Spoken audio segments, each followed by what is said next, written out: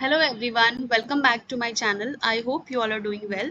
So this is another session in which I have compiled so many important human physiology questions which can be asked in your every examination. So also included the in-depth explanation. So I request you to watch till the end, and if you want me to make a particular video on a topic, you can comment below this video, and don't forget to subscribe the channel because it motivates me a lot to make such content. So thank you so much for watching, and without further ado, let's start the question. Which of the following ion is primarily responsible for the plateau phase of the cardiac action potential in the ventricular myocyte? So the plateau phase is what? The plateau phase of the cardiac action potential is maintained by the influx of calcium ion. So the what is the plateau phase 2? So the plateau phase 2 is a period of sustained depolarization. So plateau phase is also known as the phase 2 of the cardiac cycle, and it is maintained by the sustained depolarization where the membrane potential remain relatively constant for a short period of time. So this plateau is just because of the balance between the influx of calcium ion through the L-type calcium channels and the influx of potassium ion through the potassium channels. So it is maintained by the calcium ions. So now next question.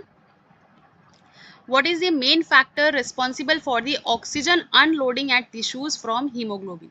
सो कौन सा वो factor है जो कि responsible है oxygen unloading के लिए tissues में from haemoglobin? So it is the increased amount of proton concentration, increased amount of H+ concentration.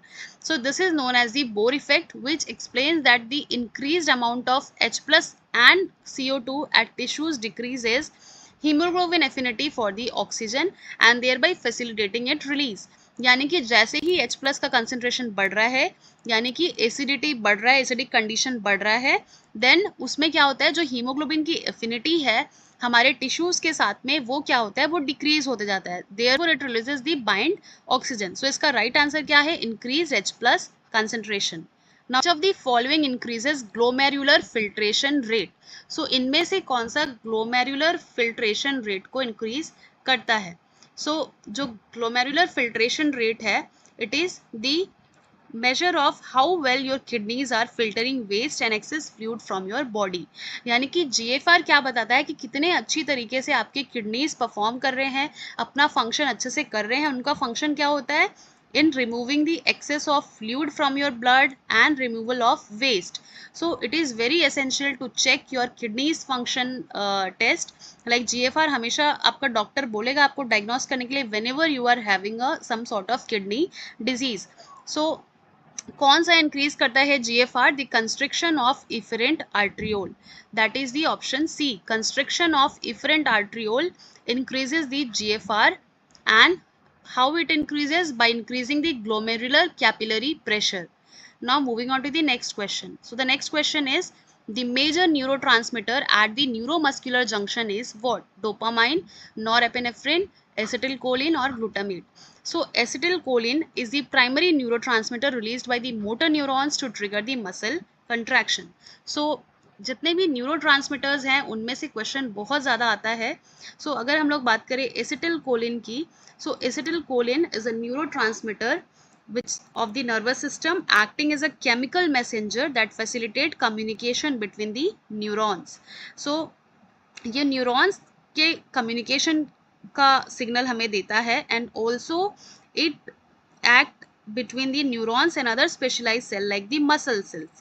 So ये न्यूरोट्रांसमीटर जो न्यूरोमस्कुलर जंक्शन को कंट्रोल करता है, या हम बोल सकते हैं मैसेंजर की तरह काम करता है, it is the acetylcholine. So acetylcholine neuron to neurons के बीच की भी कम्युनिकेशन को करता है, न्यूरॉन्स टू मसल्स को भी करता है. So this is the right answer. Now next question. Which area of the brain regulates circadian rhythm? So this is again an important question. Circadian rhythm को control करने वाला कौन होता है? It is the suprachiasmatic nucleus. So suprachiasmatic nucleus, which is present in our hypothalamus, is the master clock regulating our circadian rhythm. So इस type का question आपको अपने किसी भी exam में देखने को मिल सकता है. Now next question. Frank Starling law of the heart implies that, ये क्वेश्चन मैंने अपने प्रीवियस सेशन में भी कराया है, but this is very much important.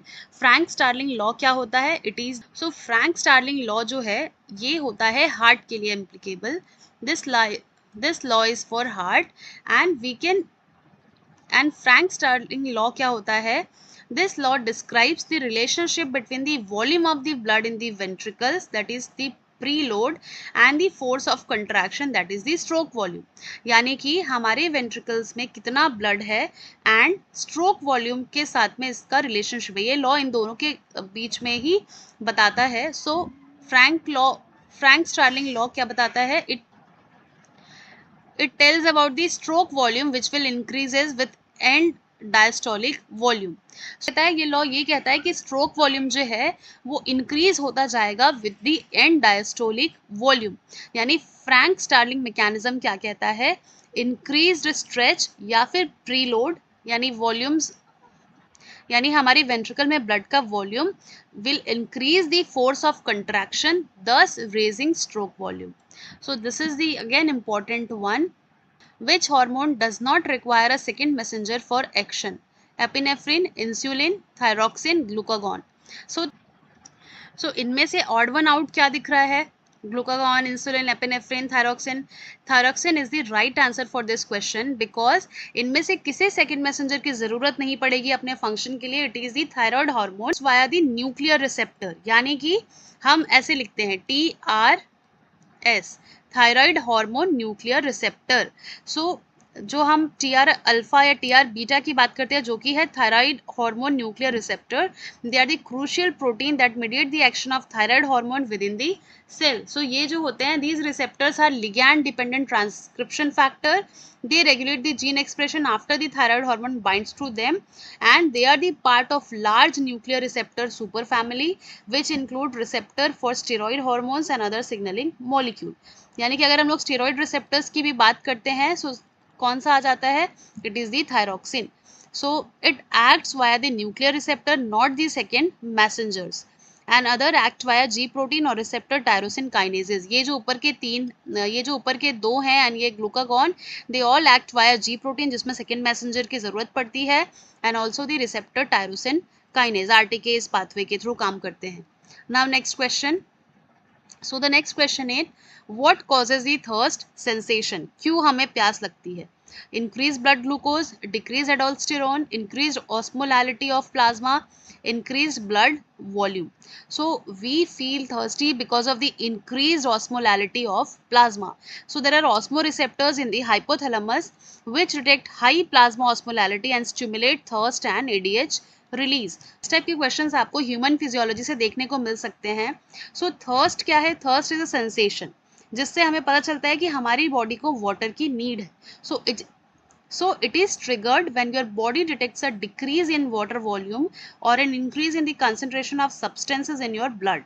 So ये कब होता है? जब आपकी बॉडी में हमें देखने को मिलता है कि ऑस्मोलैलिटी इंक्रीज हो रहा है, यानी प्लाज्मा का जो कंसंट्रेशन है हमारे में वो इंक्रीज हो रहा है, सब्सटेंसेस का कंसंट्रेशन इंक्रीज हो रहा है, एंड तब हमें एक साइन मिलता है कि we are having a thirst sensation.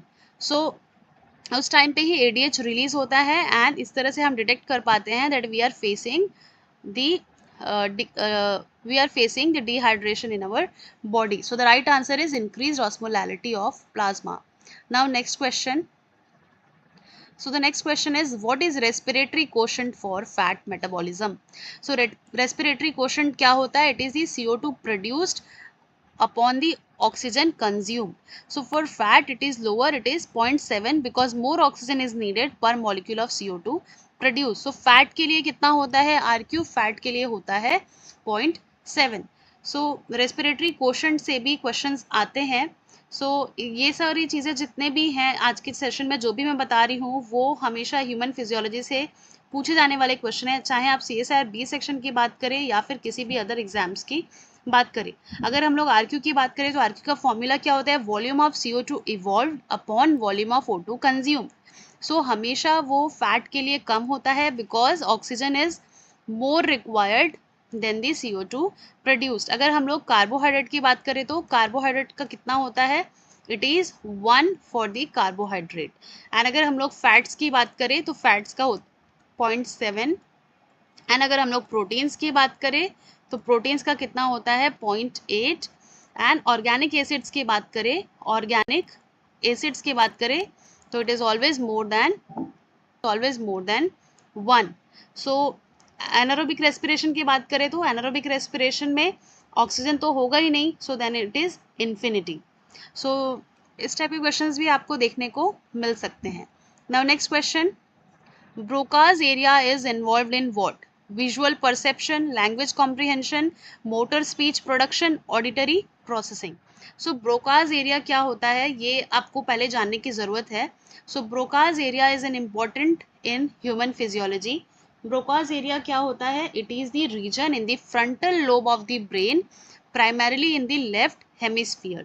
जो क्या करता है, it has a crucial role in speech production. जो भी हम बोल पाते हैं that is under the control of Broca's area which is a part of our frontal lobe in the left hemisphere of the brain. Damage causes expressive aphasia. So इसका correct answer क्या है? Motor speech production. सो ये एक बहुत important है आज का सेशन, you need to watch it till the end. So thank you so much for watching. ऐसे ही सेशंस के लिए सब्सक्राइब कीजिए एंड अगर आपको किसी एक पर्टिकुलर टॉपिक पे वीडियो चाहिए, शॉर्ट्स चाहिए, so you can comment below. Thank you so much for watching.